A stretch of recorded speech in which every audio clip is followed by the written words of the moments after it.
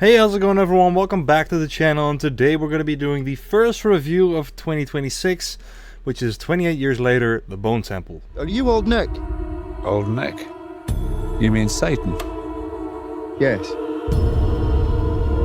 Old Nick released his demons unto the world of man. And the world of man fell before the demons. So this movie is the sequel to 28 Years Later, which released back in June. So this one actually came quite shortly after the last one. I don't know if that's going to influence people and if they even want to go see it, because usually if these things come out too shortly after one another, people are not too inclined to go see them. This one's directed by Nia DaCosta, who you might know from the Marvels and the new Candyman movie. And I'm just gonna start off right off the bat. She totally redeemed herself from that awful Marvels movie, because my god, I absolutely had a blast. I think it's important to note my opinion on the last movie, because I liked 28 Days Later movies. I like 28 Weeks Later, even one of the best openings in any movie ever. And then 28 Years Later came out, which I was really anticipating, and it was actually quite a huge disappointment to me. I don't know, it never really stuck to a single genre. It was never as tense as I was hoping it would be. There's just a lot about that movie that really didn't do it for me, which is a little unfortunate. However, I thought going into this, I probably won't like this one either, because it's probably going to follow that one quite closely.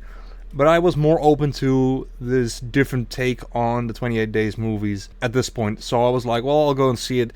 The trailer looks cool, so you never know. And I was actually quite surprised with how much I liked this movie. I walked out of it with a massive smile, and I'll tell you exactly why. So one of the major things that disappointed me about the last movie is I like the idea of the infected being nothing more than just mindless creatures, just, stopping at nothing and whatever.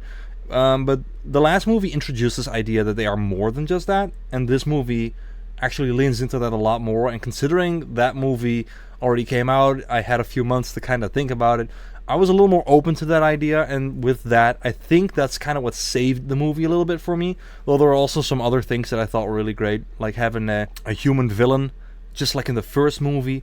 That was very good. Jack O'Connell is pretty much just like in Sinners, an incredibly intimidating villain, and I thought he did fantastic. He was a joy to watch every moment he was on screen. There were some moments early on in the movie, though, that were very gory. And if you've seen the movie, then you'll probably know what I'm talking about. But it was kind of gross, going towards the torture porn stuff.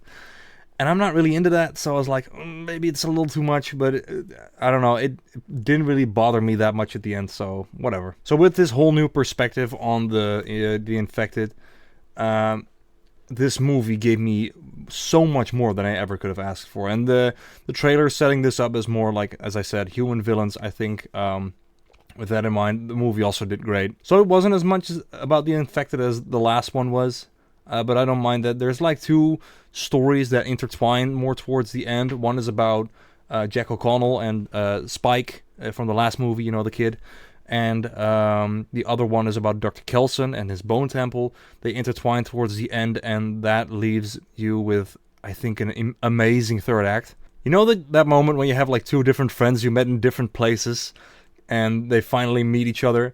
Well, that's kind of what it was like for Ralph Fiennes and Jack O'Connell to be on screen for the first time together. It was just an absolute joy. That was such a good scene. These were two absolute show stealers up until that point, and to have them crossing over somewhere towards the later middle of the movie was very rewarding. So yeah, I was very happy with that.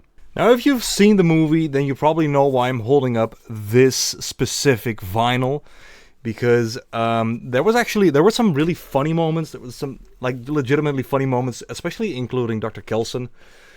Which had him dancing with one of the infected, which was really funny.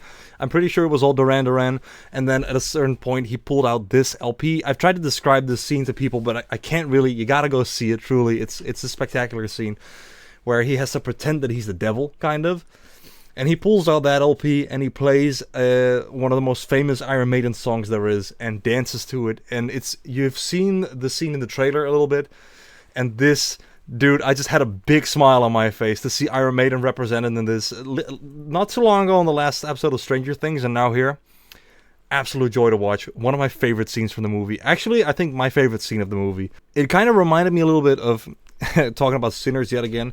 That moment when Jack O'Connell's character is outside and singing and dancing with all the other vampires.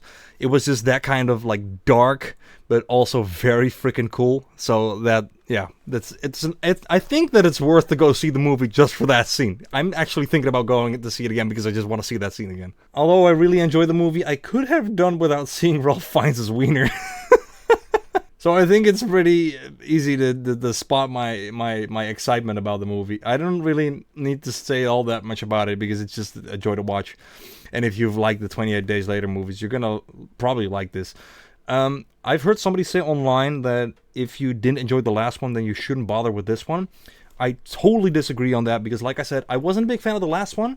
I did like this one, though you have to keep in mind that you have to adjust a little bit to what that movie was trying to introduce. And though I wasn't necessarily ready for it then, maybe I am now with having seen the last movie. So yeah, that's maybe something to take in mind a little bit. It's not exactly going to be the same horror zombie movie that you've had in 28 Days and Weeks Later. It's actually kind of more like the last one, but I think it improves on a lot. I think it doesn't switch genre halfway through. It's darker. There is a villain to focus on, which is very, very enjoyable. So yeah, there's a lot of that. And there's, like I said, some interesting stuff with Dr. Kelson and one of the infected, which you've probably also seen in the trailer. That's actually quite interesting, and it actually kind of hooked me this time. Well, it didn't do that last time. So a little bit of a spoiler warning. There's only one major spoiler thing that I kind of want to talk about. So I'm going to give you a little bit of a warning. Click off now if you want to see the movie, or if you just don't care, keep watching them. Which is, of course, the ending scene, which teases the future.